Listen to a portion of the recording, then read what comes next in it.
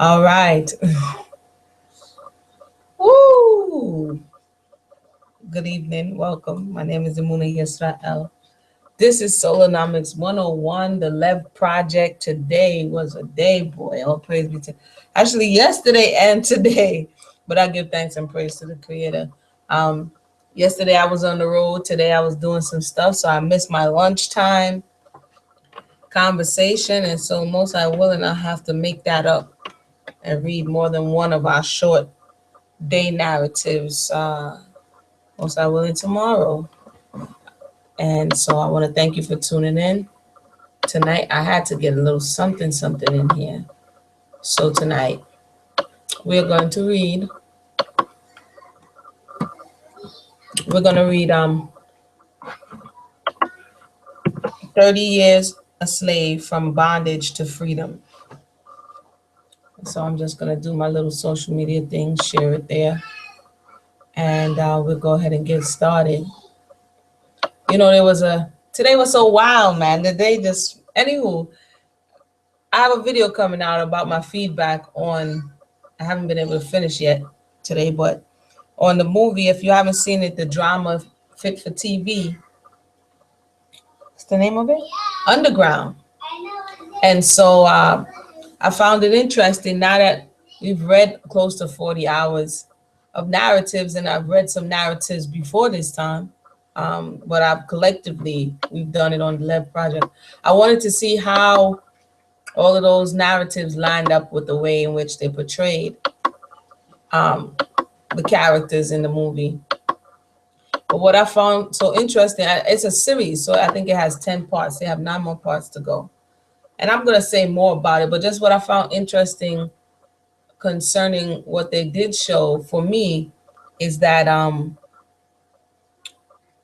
you're able to understand what you're seeing more than just getting sucked into whether the drama or whatever. You're understanding, like you're checking it, you're filtering it through all of the narratives that you've read, and you're able to understand, oh, okay, I know what this is. All right, you understand? Because in the movie there's no one stopping to say, hey, this is what this is what that is, you know. And so my eyes are burning tonight, so I probably won't even be able to be really long. I've been up a very long time, but at least I could get something in. So we're gonna try to get something in. 1 second here. We're gonna start at cotton raisin. And I also think sometimes it's the brightness of the screen that gives irritation to your eyes after you get really tired. So hold on 1 second.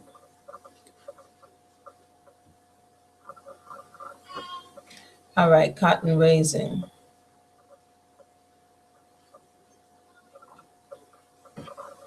All right.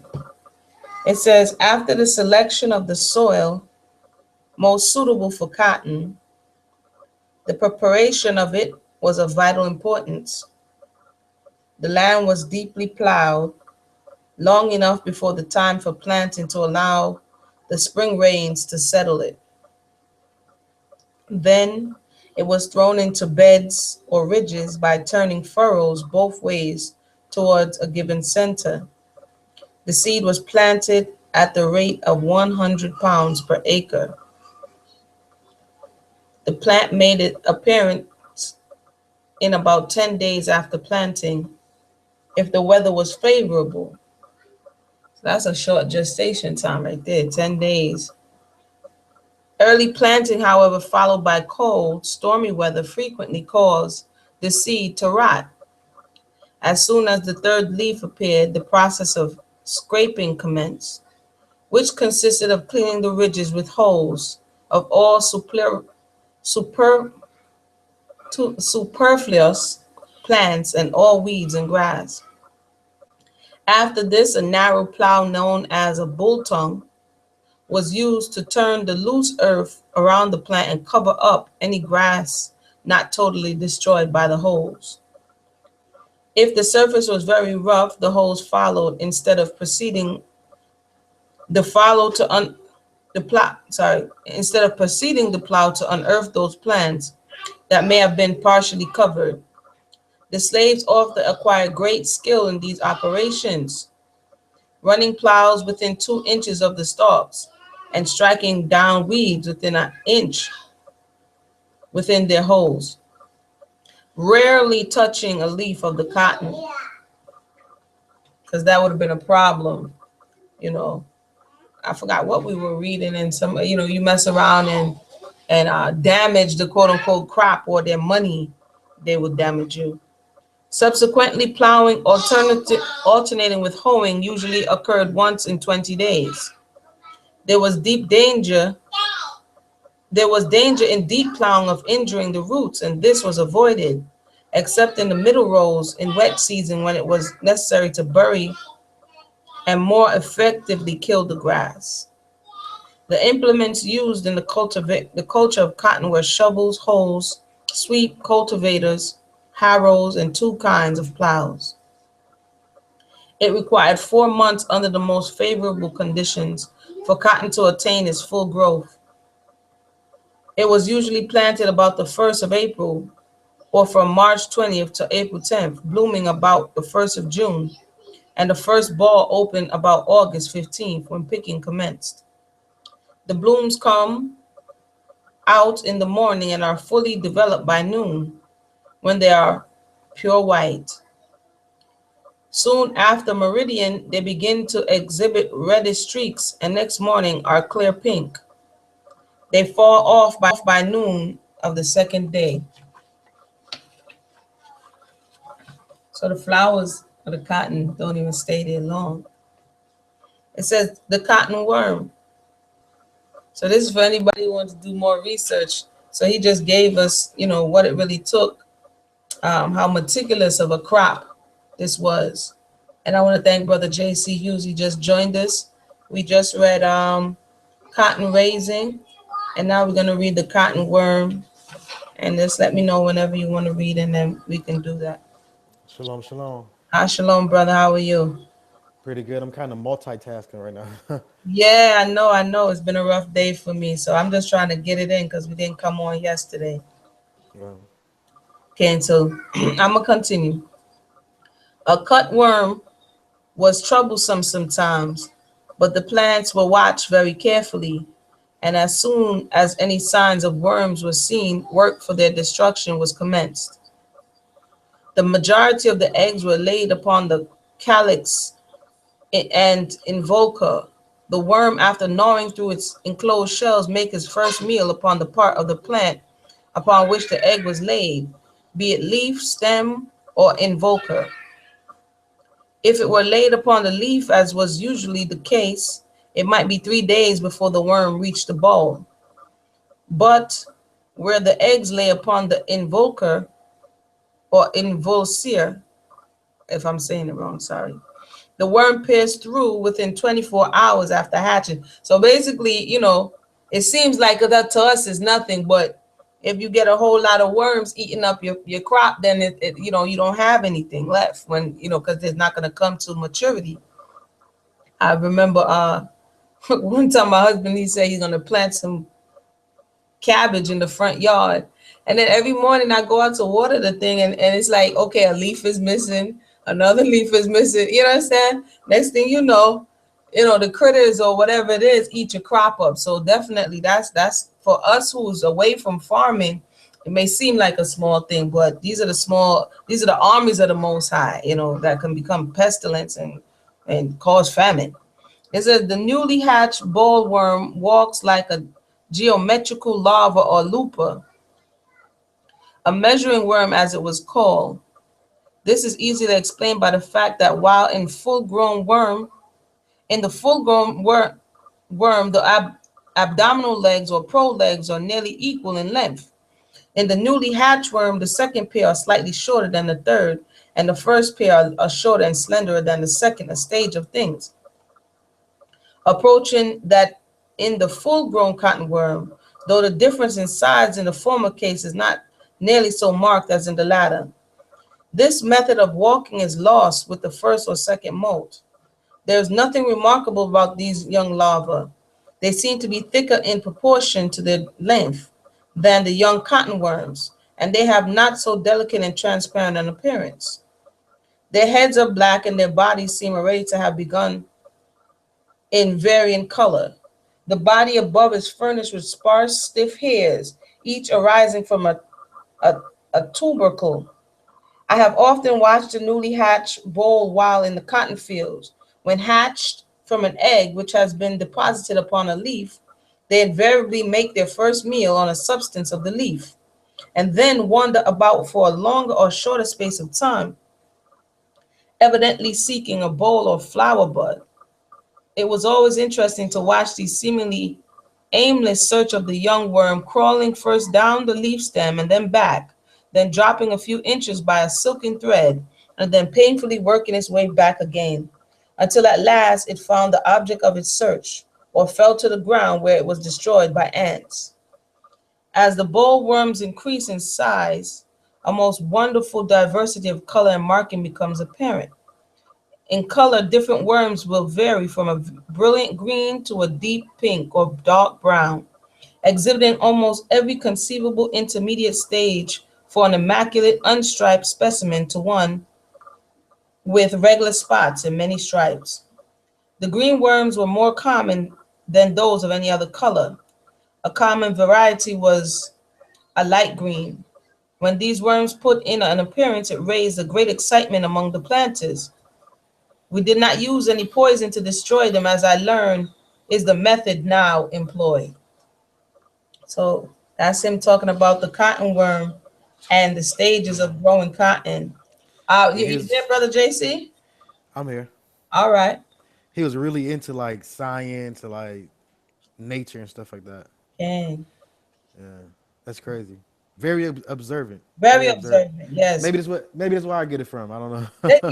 Yeah, he has like some people wouldn't even go into, you know, describing all of this for a worm. You're like a worm, like, but he was looking at it. Did you want to read the cotton harvest? Sure. All right. It says the cotton harvest or picking season began about the latter part of August or 1st of September and lasted till Christmas or after. But in the latter part of July, picking commenced for the first for the first bale to go into the market at Memphis. This picking was done by children from 9 to 12 years of age and women who were known as sucklers, that is, women with infants. The pickers would pass through the rows, getting very little, as the cotton was not yet in full bloom. From the lower part of the stalk, where it opened, first where they got the first pickings. The season of first pickings was always a great time for the planter who brought the first bale of cotton into to the market in Memphis was presented with the basket of champagne by the commission merchants. This was a custom established throughout Mississippi. After the first pickings were secured, the cotton developed very fast, continuing to bud and bloom all over the stalk until the frost falls. The season of picking was exciting to all planters. Everyone was zealous in pushing his slaves in order that they might reap the greatest possible harvest. The planters talked about their prospects, discussed the cotton markets as just the farmers of the North discuss the markets of their products. I often saw Boss so excited and nervous during the season. He he scarcely ate. The daily tasks of each uh, able-bodied slave during the cotton picking season were 25 pounds or more, and all those who did not come up to the and all those who did not come up to the required amount would get whippings. When the planter wanted more cotton picked than usual, the overseer would arrange a race. The slaves would be divided into two parties with a leader for each party. The first leader would choose a slave for his side. Then the second leader would choose for his, and so on alternately until all were chosen. Each leader tried to get the best on his side. They will all work like good fellows for the prize, which was a 10 cup of sugar for each slave on the winning team.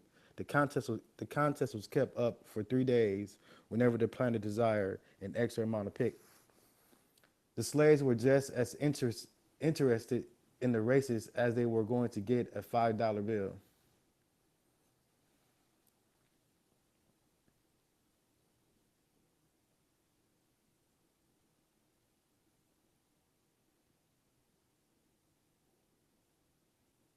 Hello?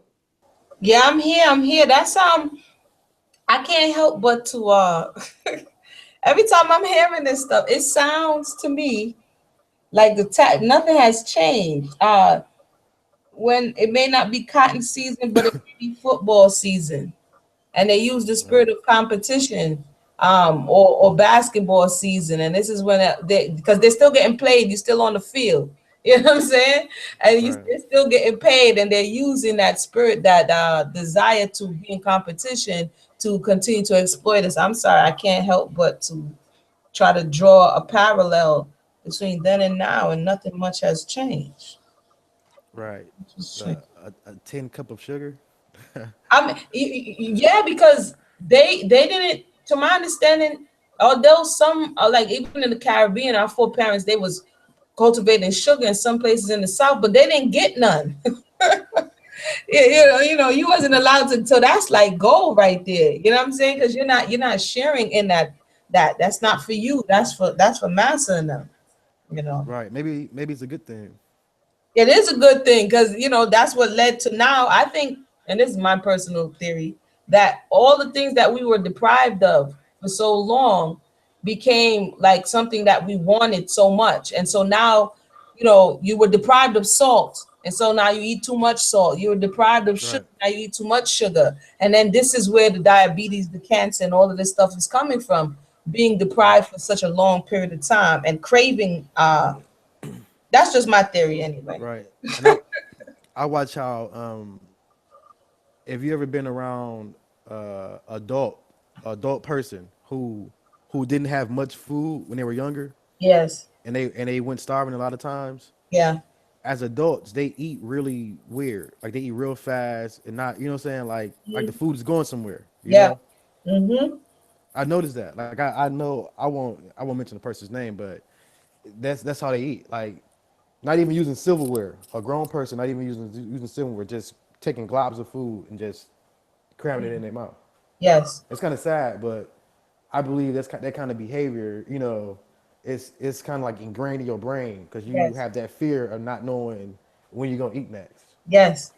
And this is why I think it's important to read these narratives as we look into the world and wonder why, why are we this, why are we that. There's a psychological reason, there's a physical reason, there's a spiritual reason, and it's all tied in together. But like you said, if we there is a desire subconsciously to, oh, why does the food has to be so salty? We like salt, but when we read these narratives, salt was a delicacy. You understand what I'm saying? Right. They didn't give you salt a lot. And so now your body, even the DNA, your mechanics now craves a certain amount of salt to feel satisfied. Um, Right. so it's very, very, very, very interesting. Would you like to read? And for anybody who's out there who would like to read or like to share, feel free to do so. Would you like to read Preparing Cotton for Market? Sure. All right. Sure. The gin house was situated about 400 yards from the Gray House on the main road. It was a large shed built upon square timbers and was similar to a barn, only stood some 6 feet from the ground. And underneath was located the machinery running the gin. The cotton was kept unto the loft after it was dried, ready for ginning. The process, the cotton gin was dropped from the loft to the man who fed the machine. As it as it was ginned and lint would go into the lint room, and the seed would drop at the feeder's feet. The baskets used for holding lint was twice as large as those used in the picking process. They were never taken from the gin house. These lint baskets were used to remove the lint from the lint room to place to the place where the cotton was baled. A bale contained 250 pounds, and the man who did the treading of the cotton onto the bales would not would not vary 10 pounds a bale. So accustomed was he to the packing, generally from the 14 to 15 bales of cotton were in the lint room at a time. Wow, that process sounds real. They had everybody Right. posted up. Right. And I read other narratives uh, where slaves used to brag about picking the most cotton. You Yes, know, because like yes, if you didn't hit that mark of 250, you would get beat. And yes. one lady, she was telling her story. She was like, "Yeah, and I never get beat. I always have my 200 pounds." And And she was like, gloating about it, like it was a good thing. yes, the quota. You got Yeah. we got to end that competition. Even though like we were slaves and people. No, but you got to understand, they were still people, and they competed over things like you said. We read that it was in Charles Ball's story, 50 Years in Chains, and he was mad because if you guys remember the story, he just got there picking cotton because they had stolen from up north, so he wasn't used to it, and then he was mad that a girl picked more cotton than him.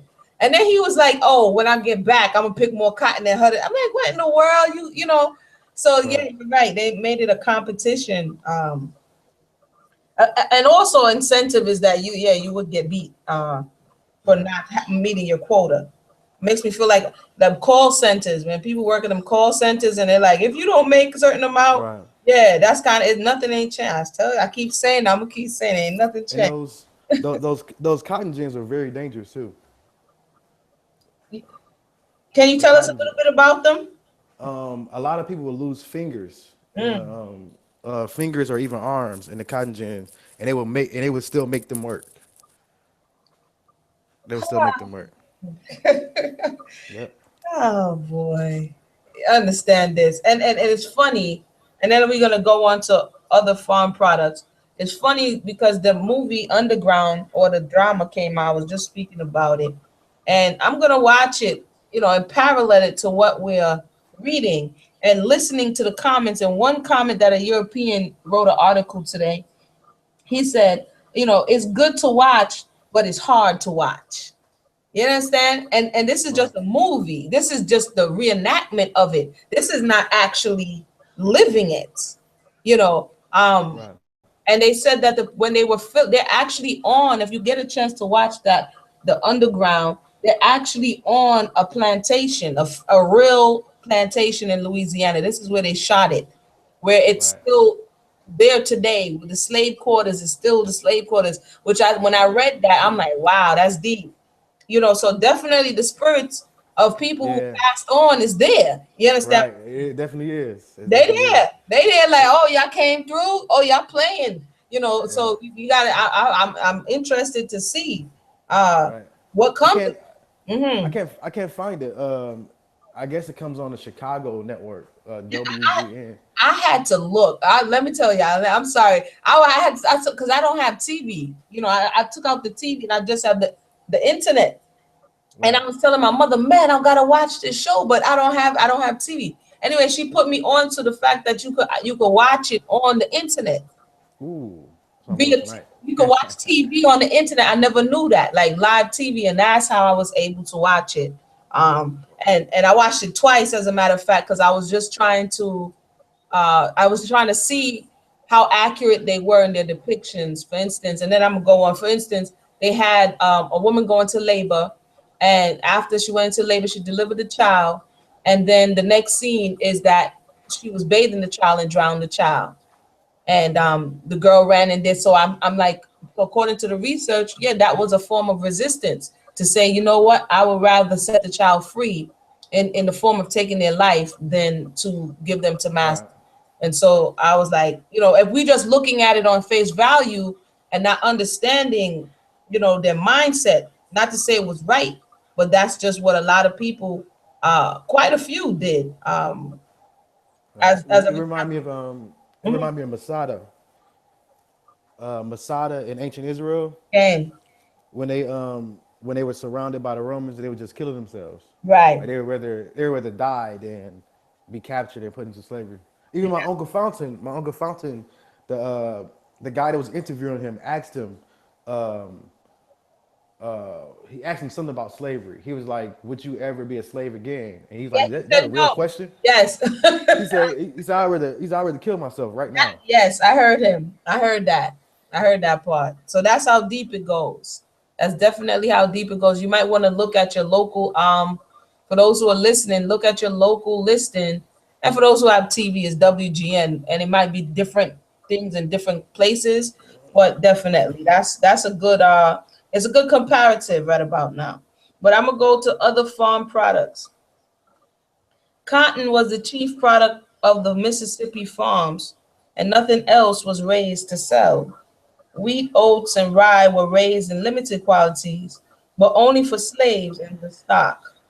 All the fine flour for the master's family was bought in St. Louis. Corn was raised in abundance, as it was a staple article of food for the slaves. It was planted about the 1st of March, or about a month earlier than the cotton. It was therefore up and partially worked before the cotton was planted and fully tilled before the cotton was ready for cultivation. Peas were planted between the rows of corn, and hundreds of bushels were raised. These peas, after being harvested, dried, and beaten out of the shell, were of a reddish brown tint, not like those raised for master's family, but they were considered a wholesome and nutritious food for the slaves. Cabbage and yams, a large sweet potato, coarser than the kind generally used by the whites, and not so delicate in flavor, were also raised for the servants in liberal quantity. No hay was raised, but the leaves of the corn stripped from the stalks, while yet green, cured, and bound in bundles, were used as substitute for in feeding horses. So again, I think this is he's a great reference because the way he breaks it down is very easy to assess to get the information, especially if you're doing reports or whatever the case may be. I'm gonna go ahead and read farm implements, and then I'm gonna go ahead and give it over back to Brother JC for the clearing of the land.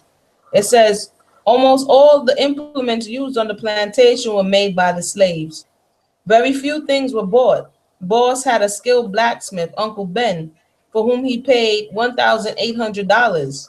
And there were slaves who were carpenters and workers in wood who could turn their hands to almost anything: wagons, plows, harrows, grubbing hoes, hams, collars, baskets, brittle bits, hoe handles were all made on the farm and from the material which it procured, except the iron. The timber used in these implements were generally white or red oak and was cut and thoroughly seasoned long before it was needed. The articles thus manufactured were not fine in form or finish, but they were durable and answered the purpose of a rude method of agriculture. Horse collars were made from corn husk and from poplar bark, which was stripped from the tree in the spring when the sap was up and it was soft and pliable, and separated into narrow strips, which were plaited together. These collars were easy for the horse and served the purpose, and the more costly leather. Oh, sorry, and served the purpose of the more costly leather collar. Every season, at least 200 cotton baskets was made. One man usually worked all this all the year round, but in the spring he had three assistants. The baskets were made from oak timber grown in the home forest and prepared by the slaves. It was no small part of the work of the blacksmith and his assistant to keep the farm implements in good repair. And much of this work was done at night. All the plank used was sawed by hand from timber grown on the master's land, as there was no sawmills in that region. Almost the only thing not made on the farm, which we were in general use, were the axes, trace chains, and hoes used in cultivating the cotton. So go ahead, brother. All right.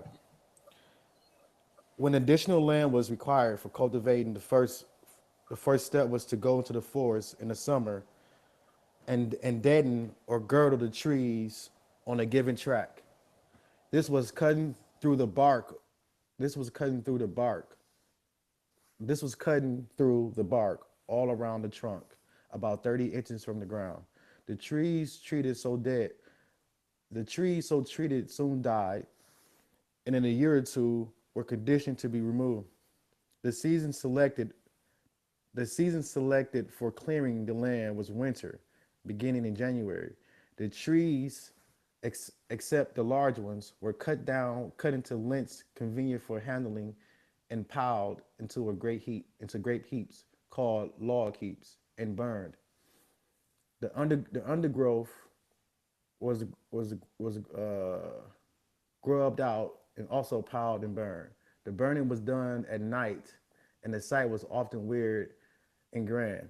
The chopping was done by the men slaves, and the grubbing by women.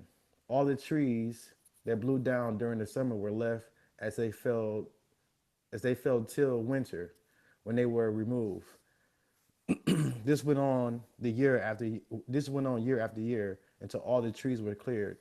The tree the first year after the new land was cleared, corn was put in. The next season, cotton. As a rule, corn and cotton were planted alternately, especially especially if the land was poor. If not, cotton would be continued year after year on the same land.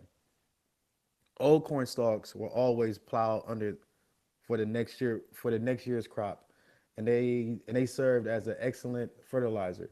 Cotton was seldom planted on the cotton was seldom planted on the newly cleared land, and as the roots and stumps rendered it difficult to cultivate the land without injuring the growing plant. Um, I never saw women put the hard work of grubbing until I went to McGee's and greatly wondered at it. Such work was not done by women slaves in Virginia. Children were required to do some work. It mattered not how many grown people were working. There were always tasks set for boys and girls ranging in ages from 9 to 13 years. Beyond these ages, they worked with the older slaves. After I had been to Pontotoc for 2 years, I had to help plant and hoe, and work in the cotton and work in the cotton wait, and work in the cotton during the seasons, and soon learned to do everything pertaining to the farm. Okay. For those who just joined us, we are reading 30 Years a Slave from Bondage to Freedom by Lewis Hughes. We're joined by Brother J.C. Hughes. If anybody desires to read, feel free to hit me up on social media. I'll give you the link so that you can come in and definitely share in this conversation. It's interesting for me that he went to speak about women, because I was reading this book called More Than Chattel, speaking about the position of women in slavery. And it makes a point to say that the women always worked outside of taking care of their family, which, because massa's business came first, your family was secondary. You know what I'm saying? And so she always, like, he just made us, he's like, wow, I never saw this before, but she's out there too, you know. And so that goes even on to today when we're talking about the conversation between men and women, and what is to be expected. We have to put this, in my estimation, in perspective by being real about slavery and the fact that everybody was working, you know, down to the children. And so that whole family dynamic was thrown off. The expectations were thrown off. And I just thought it was interesting at the end that he noted that the women were out there grubbing. And it wasn't talk about eating either. They was No. out there grubbing. Anything you have to say, brother? I'm gonna read Cooking for the Slaves. I'm gonna read. No. Okay. All right. Cooking for the Slaves. In summer, the cooking for the slaves was done out of doors. A large fire was built under a tree. Two wooden forks were driven into the ground on opposite sides of the fire. A pole laid on the forks and on the kettles were hung over the fire for the preparation of the food. Cabbage and meat boiled and alternated with meat and peas were the staple for summer. Bread was furnished with the meals and cornmeal dumpling. Hey, compared to some other narratives we read, they having a feast over here. What in the world? I'm sorry. Yeah, compared to some other narratives, like they was stealing sheep. They was hungry. I'm sorry. That is little balls made of meat and grease from the boiled bacon and dropped into boiling water were also provided and considered quite palatable, especially if cooked in a water in which the bacon was boiled. I'll leave my side. Yeah, I'll leave my note. Yeah, I'll leave my note. Okay. In winter, the cooking was done in a cabin, and sweet potatoes, dried peas, and meat were the principal diet. The bill of fare was for dinner on the midday meal. For supper, each slave received 2 pieces of meat and 2 slices of bread, but these slices were very large, as the loaves were about 6 inches thick and baked in an old-fashioned oven. This bread, what's the name of his master? What in the world? This bread was made from cornmeal flour. As I have said, only on holidays and special occasions did the slaves had white bread of any kind. See, that was a good thing. See, now white bread killed. Right. Yeah. Part of the meat and bread received at supper was saved for the morning bite, quote unquote. The slaves never had any breakfast, but went to the field at daylight, and after working till the sun was up, well up, all would stop for their morning bite. Very often, some young fellow ate his morning bite the evening before at supper and would have nothing for the morning, going without eating until noon. The stop for morning bite was very short. Then all would plunge into work until midday, when all hands were summoned to their principal meal. Hmm. Oh. Yeah, they compared to some other ones we read, you know what I mean? Yeah. They didn't know about no bread. They didn't get no meat.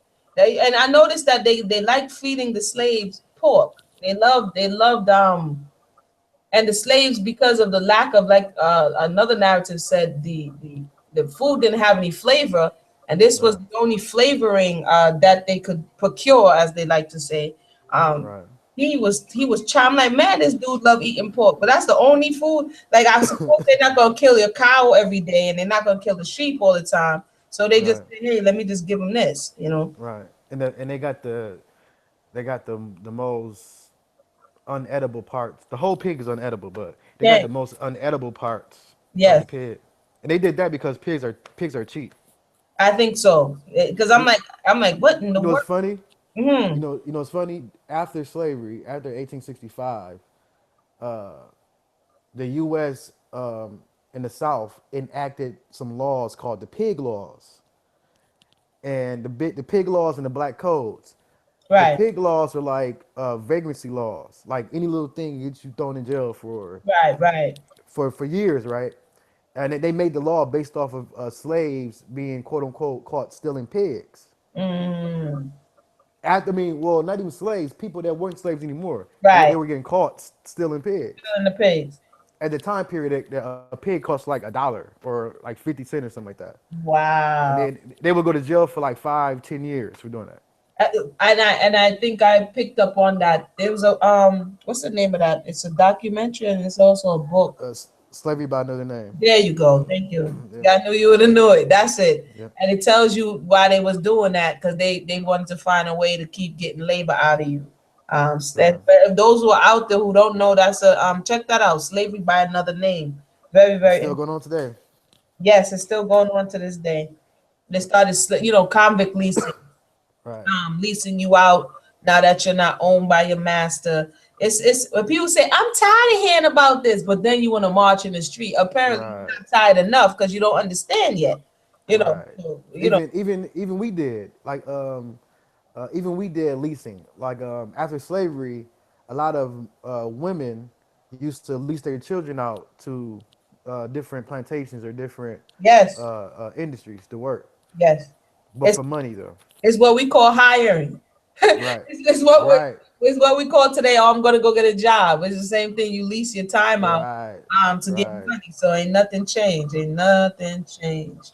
I'm gonna do a video on what we read the last time about the slave market. That thing stuck with me, man. But okay, we're gonna talk about carding and spinning.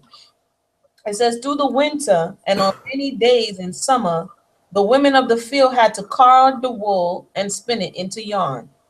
They generally worked in pairs, a spinning wheel and cards being assigned to each pair. And while one carded the wool into rolls, the other spun it into yarn suitable for weaving into cloth, or a coarse, heavy thread used in making bridles and linens for the mules that were used in the fields. The work was done in the cabins, and the women working together alternated in the carding and spinning. 4 cuts were considered a task or a day's work, and if anyone failed to complete her task, she received a whipping from the madame. At night, when the spinners brought their work to the big house, I would have it to reel. The reel was a contrivance consisting of a sort of wheel turned on an axis used to transfer the yarn from the spools or spindles of the spinning wheels into coats or hooks, or hunks. It was turned by hand, and when enough yarn had been reeled to make a cut, the reel signaled it with a snap. The process was continued until 4 cuts were reeled, which made a hunk, and this was taken off and was ready for use. So the work went on until all was reeled. I often got very weary of this work and would almost fall asleep at it, as it was generally done at night, after I had a long day's toil at something else. And I'm glad he said that, because I was just gonna say, we were hearing that as well, that this was like I'm like, when did they sleep? Like, this is your nighttime work after you already done work from sun up to sundown. And then they expected, I mean, talk about sleep deprivation. They expected you to have this prepared before you started work again the next morning. They expected you to card and spin wool. These dudes were relentless, man. They were relentless, definitely, definitely. I don't know. I think Brother JC actually got booted off by accident, but if anybody, let me go ahead and check here. So this is you're talking about like burning the midnight hour. Shalom, peace, brother. Class of Shabazz. Welcome, welcome, welcome. Let me know if you like to read. I could definitely give you the link, and you could actually, matter of fact, let me see if I could pass the link here. If you like to read, that's the link right there, and you could definitely come in and read. So yeah, this is kind of consistent throughout the different narratives. Is the fact that you worked in the field or you worked in the house, and then you had other requirements or demands on your time, and sleep deprivation, body wear and tear is definitely something that you can see happening by working with, like a slave. That's why they say you're working like a slave. Okay, weaving clothes of the slaves. One woman did the weaving, and it was her task to weave from 9 to 10 yards a day. Aunt Lisa was over our weaver, and she was taught the work by the madame. At first, she did not get on so well with it, and many times I have seen the madame jump at her, pinch and choke her because she was dull in understanding how to do it. Okay. The madame made the unreasonable demand that she should do the full task at first, and because she failed, she was punished, as was the custom in all cases of failure, no matter how unreasonable the demand. So they just teaching it to you, and she's pinching and choking her out because she didn't get it yet. She's not understanding the gist of what you're trying to. So talk about on the job training and abuse. You know what I mean? Where's customer service or human relations at this time? It says Lisa finally became equal to her task and accomplished it each day. But the trouble and worry to me was when I had to assist the madame in wrapping, getting the work ready for the weaver. She would wrap the thread herself and place it in the loom. Then I would have to hand her the thread as she put them through the hames. For any failure in quickly comprehending or doing my work, I did not fail to receive the customary blow or blows from her hand. Like, this woman was violent. It says each piece of cloth contained 40 yards, and this cloth was used in making clothes for the servants. About half of the whole amount required was thus made at home. The remainder was bought, and as it was wearier Sorry, as it was heavier, it was used for winter clothing. Each man was allowed for summer 2 pairs of pants and 2 shirts, but no coat, one hat, and 1 pair of coarse shoes. These shoes, before being worn, had to be greased with tallow with a little tar in it. It was always a happy time when the men got these winter goods. It brought many a smile to their faces, though the supply was meager and the articles of the cheapest. The women's dresses for winter were made of heavier wool cloth used for the men. They also had 1 pair of shoes each and a turban. The women who could utilize old clothes made for themselves that were called pantalettes. They had no stockings or undergarments to protect their limbs. These were never given them. The pantalettes were made like a pant leg, came just above the knee, and were caught and tied. Sometimes they looked well and comfortable. The men's old pant legs were sometimes used. So again, even among Israelites, there's a complaint or argument or back and forth. Women never used to wear pants, da da da da da. He's explaining the clothing of the slaves at this point. And what I find interesting is that they didn't give them any underwear. And so they would take these old, um, uh, they would try to make a garment, basically. Because imagine you're outside, the woman becomes unclean, she's on her menstrual, all of these things happening, and all of her, she's exposed to the elements. That's crazy. Okay. I remember once when Boss went to Miss Memphis and brought back a bolt of gingham for turbans for the female slaves. It was a red and yellow check, and the turbans made from it were only to be worn on Sunday. That's where you get your Sunday best from. You know what I'm saying? This is where that stuff is coming from. Where you only wore your one because you don't get that much clothes. So, they would preserve. It says the old women were so glad that they sang and prayed. A little gift from the master was greatly appreciated by them. I always came in for my share each year, but my clothes were somewhat different. I wore pants made of Boss's old ones, and all his old coats were utilized for me. They rounded them off at the tail just a little and called them jackets. My shoes were not brogans, but made of lighter leather and made suitable for in the house. I only worked on the farm in busy seasons and did not have the regular wear of the farm hands. On Monday morning, it was a great sight to see all the hands marching to the field. The cotton clothes worn by both men and women, and the turbans of the latter were snowy white, as were the wool hats of the men, all contrasted with dark faces of the wearers in a strange and striking manner. So they out there, it's a work gang. They got them out there like, up early, as we heard before, very early. And before day and work until it's hot. And that's when the first time, well, them in particular, like I said before, each plantation had their culture, different culture. So we're reading about his experience on his plantation. All right, slave mothers, care of the children. The women who had young babies were assigned to what was considered quote unquote light work, such as hoeing potatoes, cutting weeds from the fence corners, and any other work of light character. About 9 o'clock in the forenoon, at noon, and 3 o'clock in the afternoon, these women known as the farms, as the sucklers, sorry, they called them sucklers, could be seen going from work to nurse their babies. Many were the hard sides of those sorrowing mothers as they went to minister to their infants. Sometimes the little things would seem starved, for the mother could only stop their toil 3 times a day to care for them. When old enough to receive it, the babies had milk, the liquor from boiled cabbage and bread and milk together. Or they were making something to try to hold their stomach. What did they give them? Water from the boiled cabbage, bread, and milk. Okay. A woman who was too old to do much of anything was assigned to the charge of these babies in the absence of their mothers.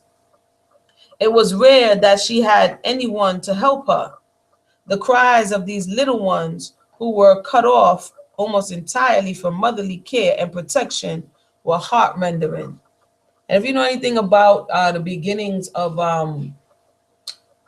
when you first learn to attach, the attachment style that we develop for the personality of individuals. And he's describing something very interesting. I read this before where they would have the nurseries and they on the big plantations, on they would have these nurseries, leave the children there. You can imagine the children crying. One narrative said they gave the child chicken skin to suck on like a pacifier. And so there's this disconnect from the mother, where she's supposed to be there to provide this nurturing and this, reassurance and all of these things in these early stages. And she's in the field and she can only come back to give you, you know, the basics.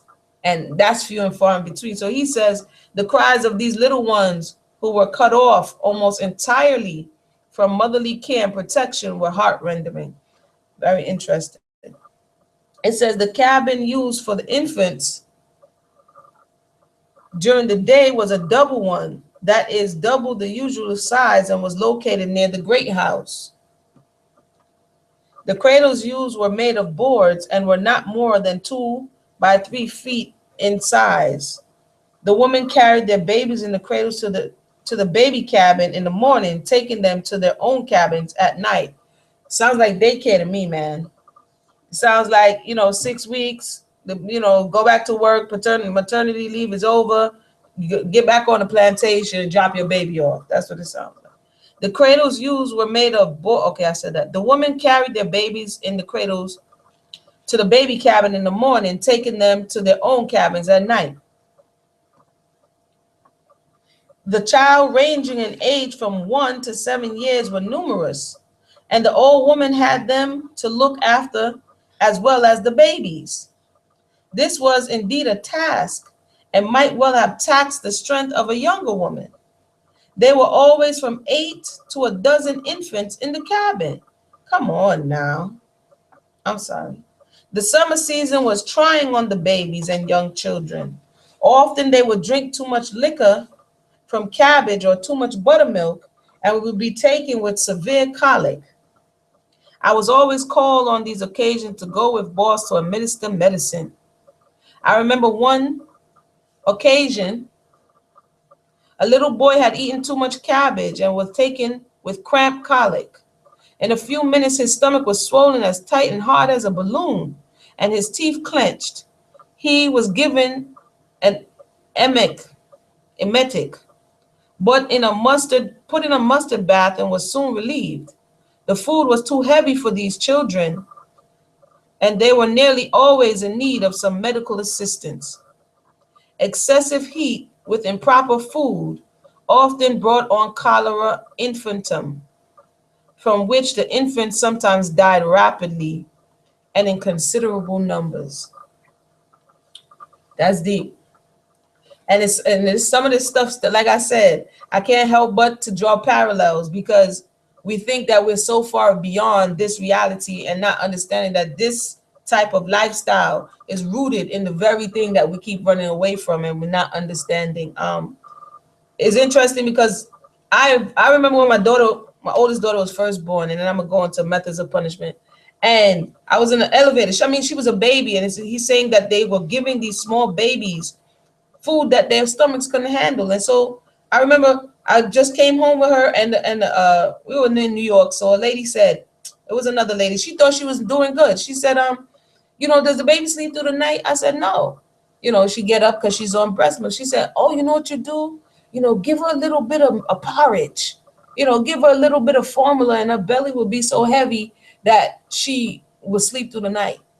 And I'm like, why would I do that?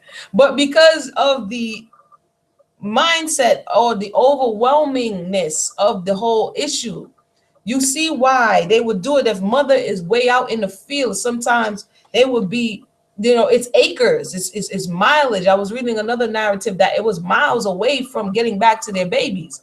You understand? And by the time they would walk all the way back to their babies, their quote unquote lunch break would be done. And so what did they do One mother in particular, it said that she couldn't get back, and they let the child drink the goat's milk from the titty of the goat. And if I can find back that narrative, I'll share that again. So, some wild stuff was going on. That's all I have to say. So let's continue to glean what we can. Methods of punishment.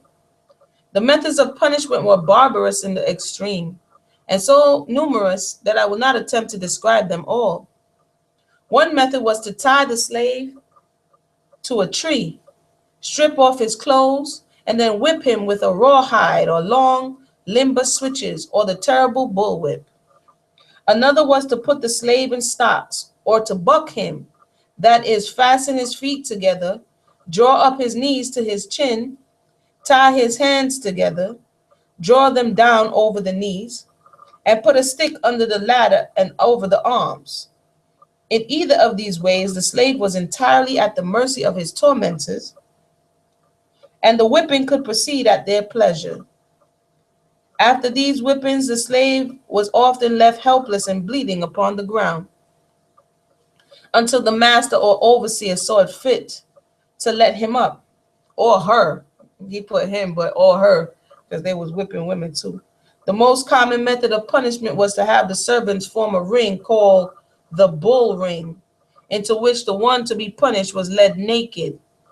The slaves were then each given a switch, rawhide, strap, or whip, and each one was compelled to cut at the poor victim as he ran around the ring. That is wickedness, man. The ring was composed of men, women, and children.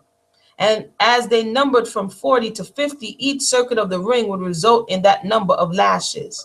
And by the time the victim had made 2 or 3 rounds, his condition can be readily imagined. The overseer was always one of the ring, vigorously using the whip and seeing that all the slaves did the same. Some of the victims fainted before they had passed once around the ring. Women slaves were punished in the same manner as the men. See, he came and said it. The saltwater bath was given the saltwater bath was given after each punishment. Runaway slaves were usually caught. Runaway slaves were usually caught by means of hounds trained for the purpose by men who made it a business and a source of revenue, notwithstanding its brutal features and degrading influence. Methods of punishment. And if anybody doesn't know, my name is Amuna Yisrael. This is the Lev Project, and I authored the book Angry Black Woman Syndrome Revisited. And as we're reading these things and we see the roots of certain mentality and thought processes, and as we are getting a first-hand account in this instance from Lewis Hughes, who is letting you know that the same treatment that the men got when they whipped you like a man or beat you like a man, that is the same treatment that the woman got. And they whipped you like a man and beat you like a man. And today, because we seem to think that you're supposed to, and not to say that in theory, the woman is supposed to be feminine, but not considering that which she has come through, not considering the reality. Oftentimes, and I'm gonna give you a little bit of my research. I don't know what happened to Brother J.C. Hughes, because I always like to hear what he has to put in, but and that's the train right there.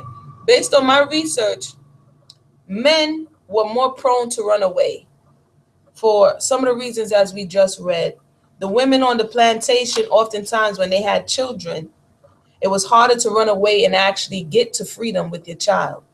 And so they would stay on oftentimes onto the plantation and endure, and they would rebel or resist in their own attempts. One of the ways in which they would resist this oppression was becoming quote unquote obstinate or angry black women, so to say. So my research has brought me actually to slavery days to understand that this rebellion was, for some in their spirit, something, it was a survival mechanism. Because as we see here in these methods of punishment, I was saying it based on my research, and he came back and said it too.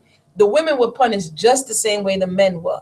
And so if we skip through all of what we've been through, and then come today without acknowledging, hey, we do need to heal, and we do need to at least come to the table and say, listen, she was working too. You were working and she was working. Everybody was working. And not only was she working, she had to actually go back and take care of the child. And it's not to take away from, it's just to be honest about the roles of slavery. The men in slavery did not have to take care of their children. Oftentimes, like I said before, and you can do your own research, the men ran away and the women stayed on. Master took care of the children because they were master's property. So financially, the men could not take up their children because they weren't being paid.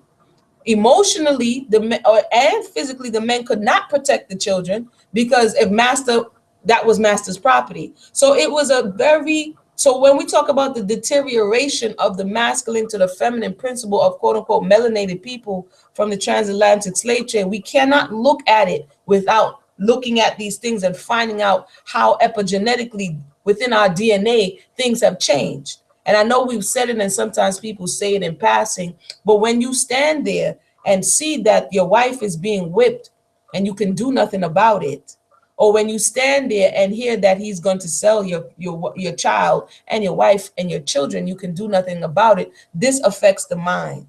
And this is why oftentimes when the men couldn't emotionally take it anymore, they're like, they would leave their wives, they would leave their children, they would run for freedom so that they can regain some of that manhood.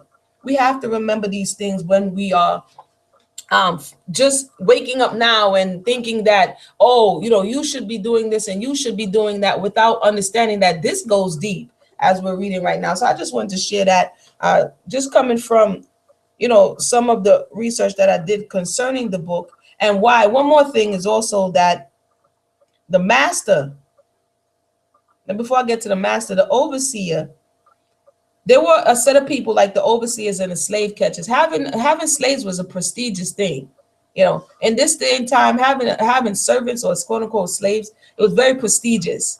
And oftentimes the overseers or the slave catchers, they were jealous of the fact that they could not afford slaves. And so the only way in which they can get power or feel empowered was in these positions. And this is why oftentimes these overseers were so brutal, because they were of the lower class, quote unquote, of the lower class of the people. And because they couldn't own the slaves themselves, they just wanted to exert some kind of power, any kind of power. And that came in the form of whipping and abusing the slaves, as well as the slave catchers. But let me go on here. 4th of July barbecue, for those who like to go out and do 4th of July. And then this is going to be the last one that I'm going to read right now, as you can hear my voice. For those of us who like to celebrate all a lot of these things, let's see what he says. Barbecue originally meant to dress and roast a hog whole, but has come to mean the cooking of a food animal in this manner for the feeding of a great company. A feast of this kind was always given to us by boss on the 4th of July. The anticipation of it acted as a stimulant through the entire year. You see that? It's the same thing today, that a lot of quote unquote black people love some holidays because this is when you're going to get, some of what you haven't been getting the whole time. Each one looked forward to this day of recreation with pleasure. Even the older slaves would join in the discussion of the coming event. It mattered not what trouble or hardship the year had brought. This feast and its attendant pleasure would dissipate all gloom. Some probably would be punished on the morning of the 4th, but this did not matter. The men thought of the good things in store for them that made them forget that they had been punished. All the week previous to the great day, and it's funny, the 4th of July, 1776, this is America celebrating their independence, but at the same time, you still a slave. So that's wow how and people say it all the time. You said you celebrate your independence and you still a slave. Well, here go the roots right here. It meant for them a day off. That's what it meant. And a time to chill and see each other and laugh and do what quote unquote black people like to do. It says, all the week previous to the great day, the slaves were in high spirits, and the young girls and boys each evening congregating in front of the cabins to talk of the feast, while others would sing and dance. The older slaves were not less happy, but would only say, "Ah, God has blessed us in permitting us to see another feast day." Interesting. So they knew something was missing. In a lot of cultures, you would have feasting and feast days, but they just took this and superimposed, whatever the reason is. It says the day before the fourth was a busy one. The slaves worked with all their might. The children who were large enough were engaged in bringing wood and bark to the spot where the barbecue was to take place. They worked eagerly all day long, and by the time the sun was setting, a huge pile of fuel was beside the trench, ready for use in the morning. At an early hour of the great day, the servants were up, and the men whom boss had appointed to look after the killing of the hogs and sheep were quickly at their work. And by the time they had the meat dressed and ready, most of the slaves had arrived at the center of attraction. They gathered in groups, talking, laughing, telling tales that they had from their grandfather, or relating practical jokes that they had played or seen played by others.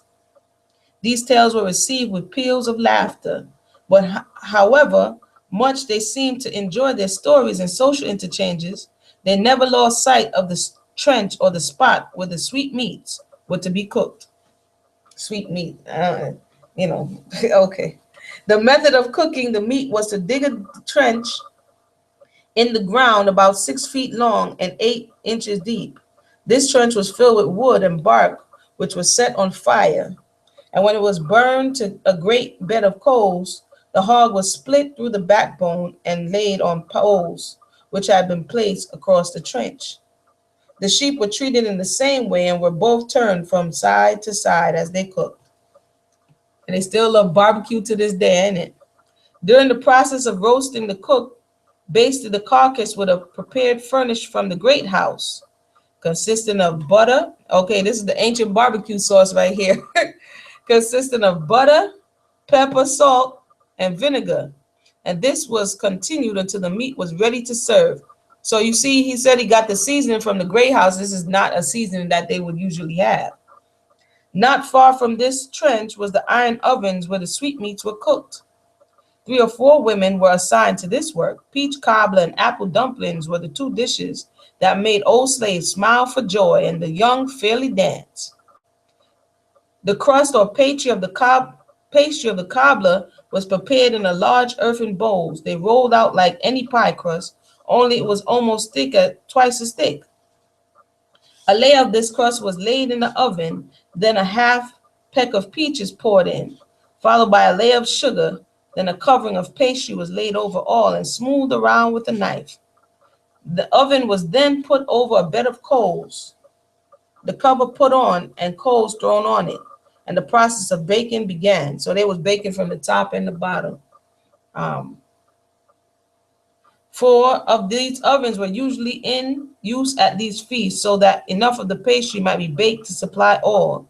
The ovens were filled and refilled until there was no doubt about the quantity. The apple dumplings were made in the usual way, only larger, and served with sauce made from brown sugar. It lacking flavoring such as cinnamon or lemon, yet it was a dish highly relished by all the slaves. I know that these feasts made me so excited I could scarcely do my house duties, and I would never fail to stop and look out the window for the dining room down into the quarters. I was eager to get through with my work and be with the feasters. Afternoon, everyone was ready to serve. Sorry, everything was ready to serve. The table was set in a groove near the quarters, a place set aside for these occasions. The tableware was not fine, being of tin, but it served the purpose and did not detract from the slaves' relish for the feast. The drinks were strictly temperance drinks, buttermilk and water. Some of the nicest portions of the meat were sliced off and put on a platter to send to the great house for Boss and his family. It was a pleasure for these slaves to do this, for Boss always enjoyed it. It was said that the slaves could barbecue meats best. Did anything change? Alrighty. And when the whites had barbecue, slaves always did the cooking. When dinner was all on the table, the invitation was given for all to come, and when all were in a good way eating, boss and madame would go out to the witness the progress of the feast and seem pleased to see the servants so happy. Everything was in abundance, so all could have plenty. Boss always insisted on this. The slaves had the whole day of the 364 days of being enslaved. They had the whole day. I'm sorry, with Sundays that you can work for your own uh, resources. So you get one whole day. It says, after dinner, some of the women would wash, sew, or iron. It was a day of harmless riot for all the slaves, and I could not express the happiness it brought them. Old and young for months would rejoice in the memory of the day and its festivities, and bless Boss for his ray of sunshine in their darkened lives. Okay, we're going to stop there. We're going to pick up at attendance at church. That's very interesting. As we're looking at the dynamics, I said the word before, at the epigenetics. If you're not sure, check that out. It's a new study. They say new study where some people say it goes down into your DNA, but they're saying that, and it is true, that you can, before we knew what it was called, or before they gave it a name, you understand, that what your foreparents experienced, um, they can pass it on to you. So for instance, in some instances, say somebody's foreparent was hounded down by dogs, and the dogs bit them and mauled them to death. And that fear that went into their very structure, their DNA, if they procreated and have children, the propensity towards an aversion to dogs would be there. And this is science that they're now looking at, that we know that it can be passed down from generation to generation. And so when you look at the fact that Massa now, quote unquote, bless, he was the ray of sunlight in their darkened lives, but he was also the cause for their life being darkened in their understanding. But do you see how the psychology can play into it, where the person who is oppressing you can do you a quote unquote favor, and now they become like the knight in shining armor, and you get this duality, this dichotomous thought in your mind, loving and hating the individual at the same time.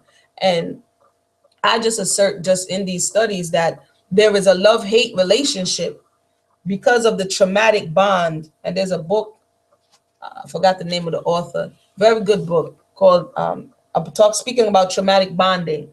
And because of the traumatic bond between the European race and the enslaved people of the West, especially as we're reading in these stories where they were in very close communication and they experienced each other in a up close and personal kind of way, an intimate kind of way.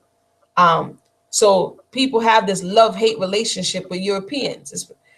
Just take a look at it. Just if you step back from it, understanding that they say, post-traumatic stress, they call it, people who go to war together, they have an unusual bond because they were, in danger together. It bonds you in a certain kind of way. It doesn't have to be a good bond. It just means that it's bonded. You understand? And so when we look at why it is that oftentimes people keep not understanding why quote unquote black people have to always complain or beg or cite their grievances to master without nothing, because this is how they learn to communicate, because they were disempowered. And so because our foreparents were disempowered, and this is how they would ask for things. And today that's the equivalent of marching up and down in the street. Because if you really did have power, you wouldn't need to march up and down in the street. You can go through and do things and get things moved the way other people get things moved. And so again, as we see the parallels, hopefully it will help us to understand that nothing much has changed. It's the same way people look forward to their little holidays that has nothing to do with you, but it represents a time where I can at least resume some normalcy, where I'm not working, where I'm not slaving, and I can have some level of interaction with my family. And so regardless of what it's celebrating, a lot of black people, so-called black people, like to take the advantage of it anyway. So I hope that was helpful. I want to thank Brother JC for coming on. I want to thank, let me see, I see some Let me see if I have any questions here. Disciples of the Way, and Sister Angel, thanks for always coming in. And Brother Shabazz, thank you for stopping by. And I want to just say, I pray everybody have a blessed night. I pushed through this one because my eyes are closing down on me, but I wanted to get it in. And prayerfully tomorrow I could come on early and do this day portion because I missed now 2 days. So tomorrow I'm going to definitely make it up the most I will. And until next time, everybody have a blessed night. Shalom.